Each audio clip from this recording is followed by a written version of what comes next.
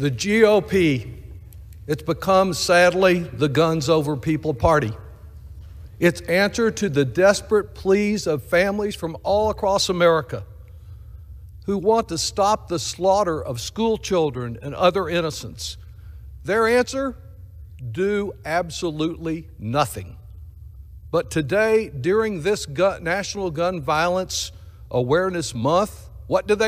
They go a step further.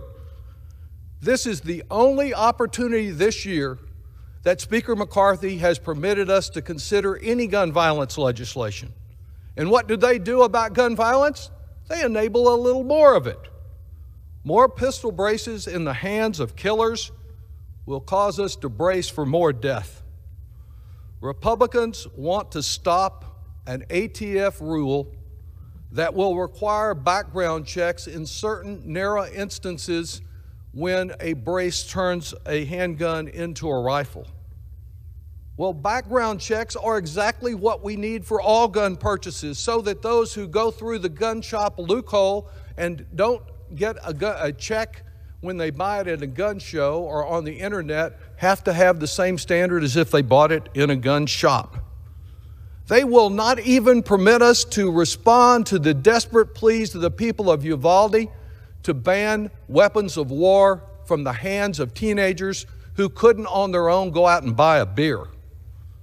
There is an orgy of violence going on, and they are obstructing those of us who want to respond to the pleas from doing anything about it, from banning weapons of war, from requiring background checks to ensure we know what kind of person is getting a gun, and if they have a problem, they ought to be denied that access.